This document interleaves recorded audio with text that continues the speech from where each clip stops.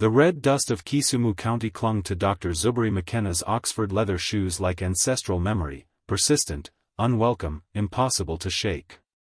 23 years he'd been gone, building his reputation as one of Cambridge's youngest professors of anthropology, studying other people's cultures while running from his own.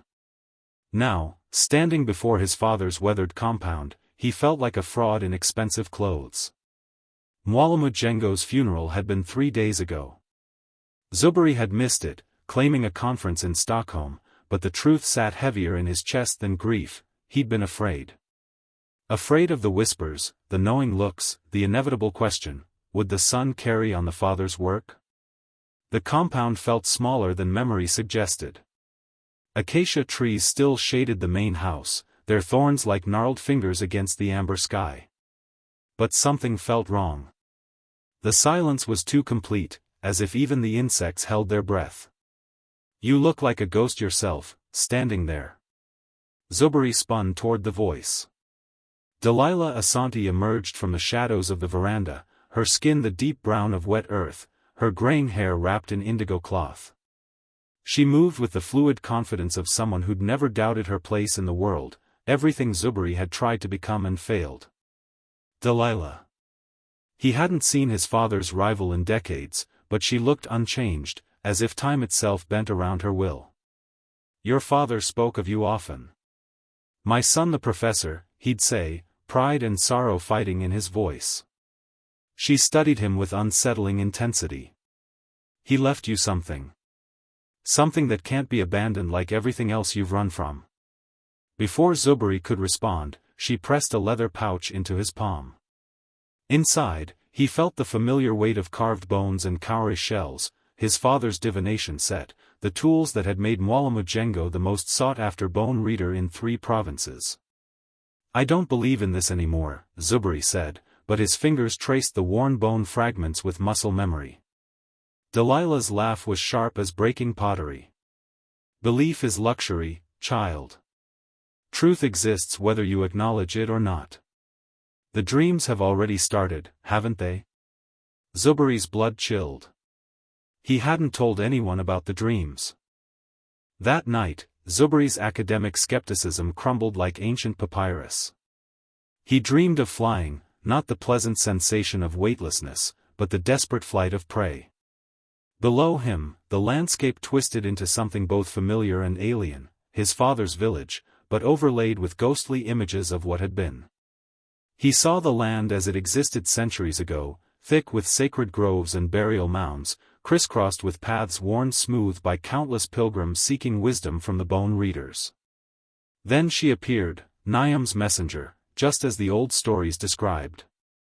Her body was woman-shaped but wrong somehow, too tall, too angular, her skin shifting between deep brown and midnight black like oil on water.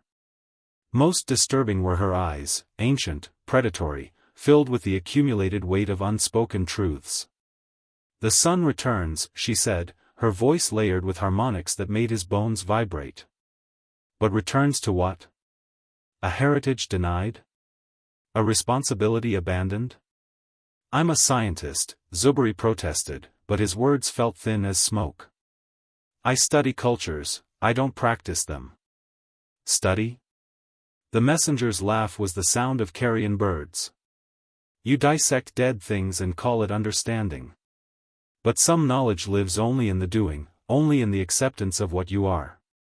The dreamscape shifted, showing him the village as it was now, but underneath, like double-exposed photographs, he saw the mining trucks, the excavators, the systematic destruction of something irreplaceable. The sacred burial grounds weren't just repositories of bones, they were nodes in a spiritual network that had protected the region for millennia. "They come to take what was never theirs to claim," the messenger continued. "The corporations with their papers and permits, digging up the foundation stones of reality itself. And you, with your Western education and dismissed birthright, are the only one who can read the true cost." Zuberi woke gasping, his sheets soaked with sweat that smelled of grave dirt and burning sage. Outside his window, 3 ravens perched on the acacia branch, watching him with eyes too intelligent for birds. When he blinked, they were gone, leaving only the echo of wings and the certainty that everything he'd built his life upon was about to crumble. Dawn brought no relief. Zuberi found Delilah waiting in his father's study, sorting through scrolls of bark cloth covered in symbols that predated written Swahili. She looked up as he entered, taking in his haunted expression with knowing eyes. "She came to you," Delilah said. It wasn't a question. A stress-induced hallucination. Grief manifesting as cultural imagery from my childhood. Even as he spoke the words, Zuberi knew how hollow they sounded. Delilah's laugh was bitter medicine. "Still hiding behind your degrees? Your father did the same thing once, ran to Nairobi, got himself an education, thought he could escape what the ancestors had chosen for him." She gestured to a faded photograph on the desk, a young man in graduation robes, pride and uncertainty warring in his expression. "Took him 10 years to come home. How long will it take you?" "My father was a brilliant man trapped by superstition," Zuberi said carefully. "I won't make the same mistake." "Superstition?" Delilah's voice dropped to something dangerous. "Tell me, Professor, what happens when they start digging next month? When Johannesburg Mining Consortium breaks ground on the Ancestors' Hill?" Zuberi's stomach clenched. He'd heard rumors of mining interests in the region, but had dismissed them as local politics. "What are you talking about?" Delilah spread out a legal document, mineral rights, surveying permits, government approvals stamped with official seals. "They've been planning this for 3 years. Your father fought them until the day he died, but legal challenges only go so far when politicians have been bought and tribal councils have been bypassed. The papers made it real in a way that dreams could not." Zuberi studied the maps, his trained eye immediately recognizing the proposed excavation sites. Every single one corresponded to locations his father had marked as sacred ground, burial sites, meditation groves, places where the old bone readers had practiced for generations. "The village council is meeting tonight," Delilah continued. "Half want to take the money and relocate. The other half remember why their grandparents are buried there, why certain places should never be disturbed. They're looking for guidance, for someone who can read the bones and tell them what the ancestors counsel." "Then find someone who believes in bone reading," Zuberi said, but his voice lacked conviction. Delilah stood, her presence filling the small room like storm pressure. "There is no one else. The last 3 bone readers died in the past 5 years, your father was holding the knowledge alone, waiting for you to come home. The corporate lawyers arrive tomorrow to finalize contracts. Tonight is the last chance to speak for the dead." She moved toward the door, then paused. "The bones don't lie, Zuberi. But they only speak to those brave enough to hear truth." The village council convened under the great baobab tree as stars emerged like scattered cowrie shells against black cloth. 43 faces turned toward Zuberi as he approached, carrying his father's divination pouch with reluctant reverence. The weight of expectation pressed down on him heavier than the humid night air. Elder Kwame Osei, whose wrinkled hands had signed mining contracts that morning, spoke first. "We have heard the arguments. The company offers good money, new houses in town, jobs for our children. But some say the ancestors forbid this. We ask the son of Mwalamujengo to read the bones and give us truth." Zuberi's mouth went dry. Around the circle, he recognized faces from childhood, neighbors who had brought sick children to his father, farmers who had sought guidance about planting seasons, mothers who had asked when absent sons would return from the city.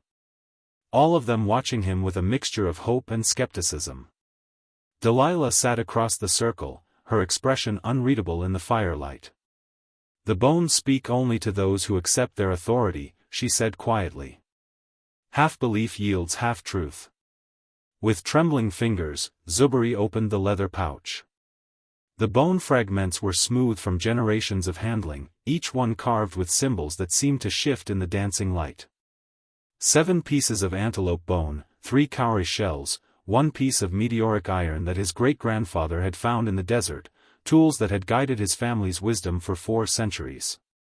He cast them onto the woven mat, following movements his hands remembered despite his mind's resistance.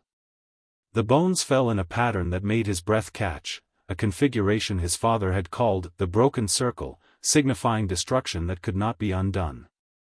But as he stared at the scattered pieces, something extraordinary happened.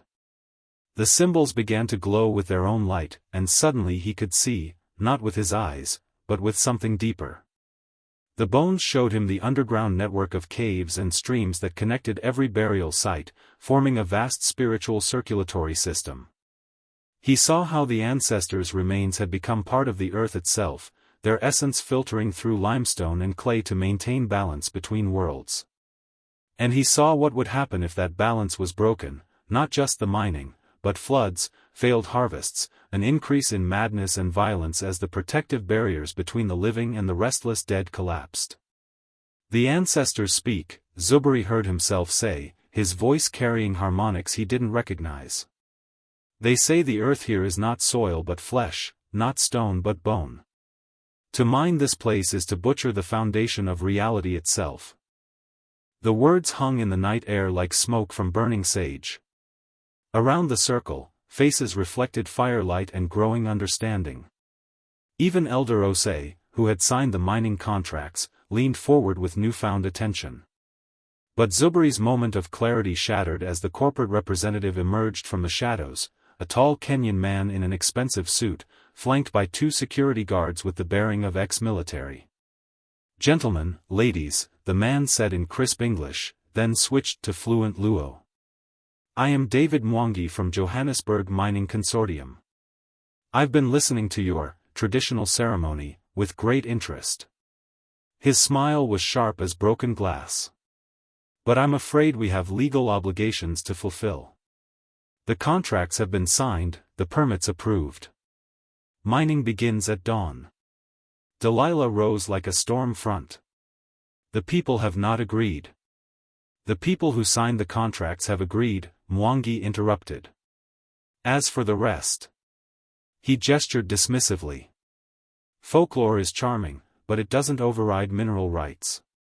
Zuberi felt something shift inside his chest, like tectonic plates finding new alignment. For 23 years, he'd built his identity around rational thought, scientific method, the comfortable distance of academic objectivity.